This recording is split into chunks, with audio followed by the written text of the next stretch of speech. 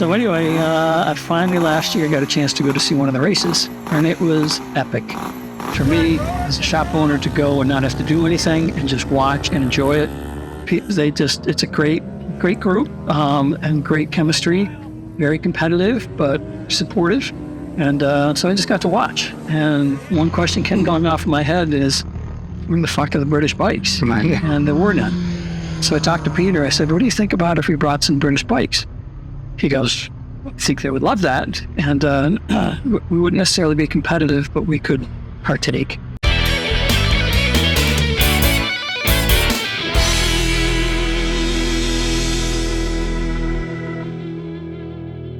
And because of our relationship with Andover Norton, when they heard about that, they said, we'll support you.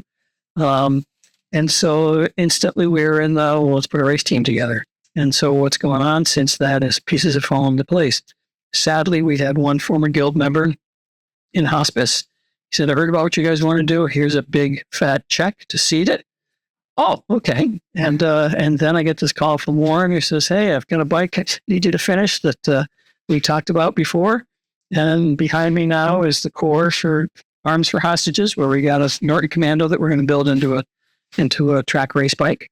And so we're going to do it. We're going to campaign next year. There's 6 races. And the fact that we have Peter here as a rider and can train our guys, and Kenny down there with all the kind of tech specs, it's a good place to do it. Lots of energy, lots of interest. And so talk about USCRA. Yeah, so the USCRA is the United States Classic Racing Association. It's the oldest vintage racing association in the country. It's been around since, I think, the early 80s. I watched my dad race back in the 70s, and then I got a Honda 350 from him. His old race bike he gave to me. And this place popped up, Classic Bike Experience, and I was looking for a way to get my foot in the door. I popped in once, and I saw that it was all English stuff, and I went away and eventually came back around and said, hey, you got room for a Japanese bike? And Jack was very accommodating. And then I was looking, because the vibe in this place is so great, I was looking for something to do here. So like some kind of a project. So I posted on the USCRA page, hey, I'm looking for a cheap project bike that I can turn into a race bike. And a guy gave me one in exchange for a bottle of Maker's Mark.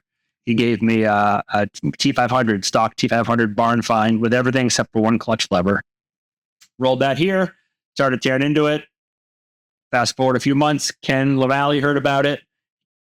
He'd done some building for a racer in Australia. He and I connected, and the bike took off from there. And it's a very fast T500, which I've been racing that bike for the last 8 years, been racing in general for 15 years. But Jack coming down, I kind of knew it's just a matter that as soon as someone from this shop came down and got the wind of what the track was like, what the kind of the scene was like with the USCRA, I was pretty clear it was going to get the hooks into whoever showed up. And Jack showed up, and boom, he was hook line. By noon, he was, so where's the rule book? And where to try and run? Like he showed up at 10, and by noon, he was already plotting about.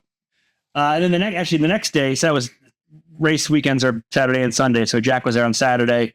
On Sunday, Anayat and Khalil, who were also here at the shop, came down, and they were like kids in a candy store. They're all over it, and they've got 2 bikes they're building up. And so pretty quickly we went from Jack's idea for like, oh, let's see if we can get a bike and do a little bit of this, to full-on race team, multiple bikes, multiple racers.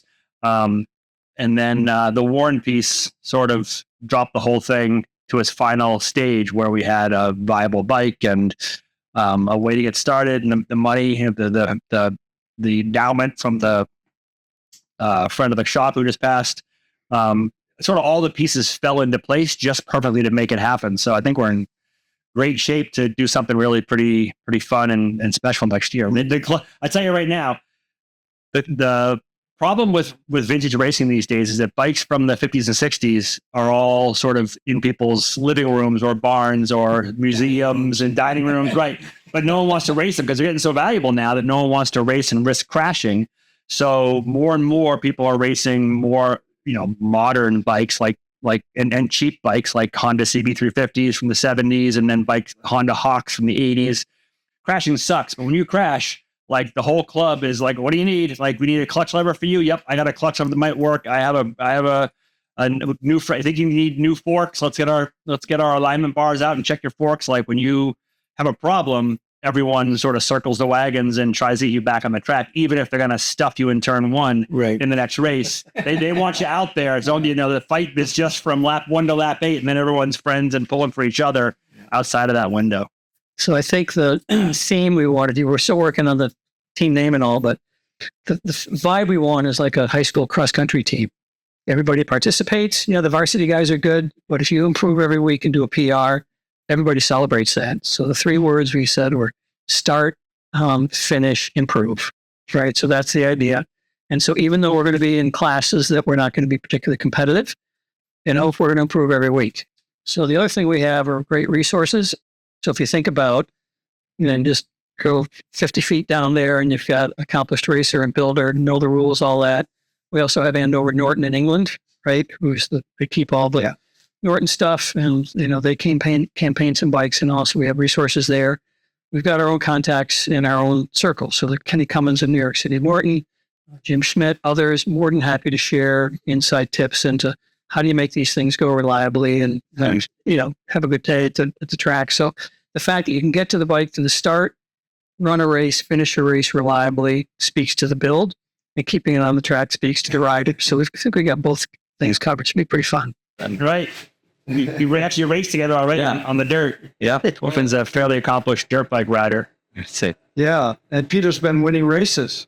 Not on dirt bikes, but yes, on road racing. Yes, I've won many races and many championships with the USCRA.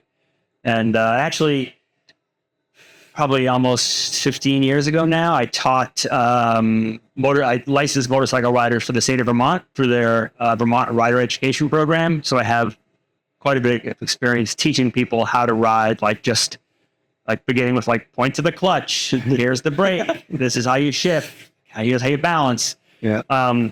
So this will be new, teaching someone how to race. But I'm really looking forward to working with Griffin on getting on the track to begin with, and then hopefully getting fast. Yeah, definitely try. I'm excited for it.